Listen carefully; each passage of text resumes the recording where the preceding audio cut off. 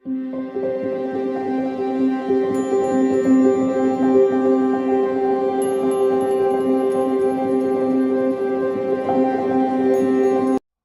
एकादशी माघ माह के शुक्ल पक्ष की एकादशी को कहते हैं।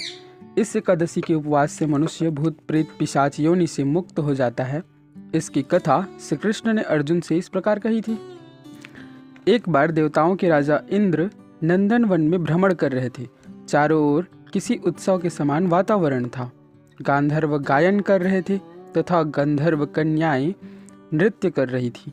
वहीं पुष्पवती नामक गंधर्व कन्या ने माल्यवान नामक गंधर्व को देखा तथा उस पर आसक्त होकर अपने हाव भाव से उसे रिझाने का प्रयत्न करने लगी।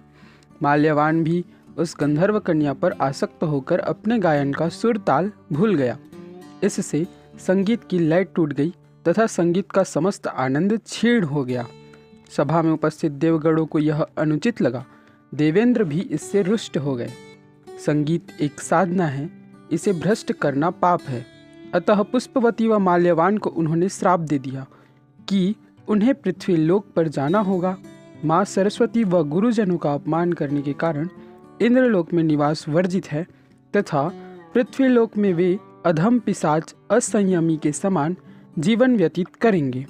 श्राप के कारण दोनों हिमालय पर्वत पर पिशाच योनि में दुखपूर्वक जीवन व्यतीत करने लगे। उन्हें गंध रस स्पर्श का तनिक भी बोध नहीं था।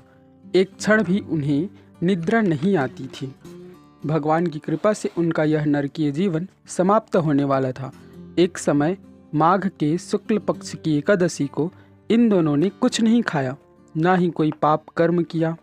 उस दिन मात्र फल फूल ग्रहण कर पीपल वृक्ष के नीचे व्यतीत किया।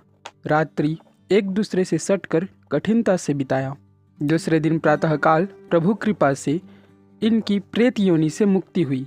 पुनः अत्यंत सुंदर अप्सरा व गंधर्व देह धारण कर देवलोक चले गए।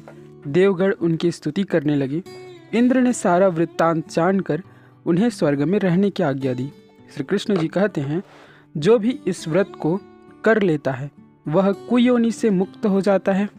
उसने सभी तप दान यज्ञ कर लिए हैं ऐसा समझो। इस तरह से यह जया एकादशी की कथा, इसे सुनने मात्र से मनुष्य की पाप वृत्ति समाप्त होती है।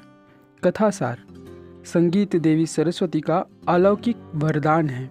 यह एक साधना है, इसमें पवित्रता आवश्यक है।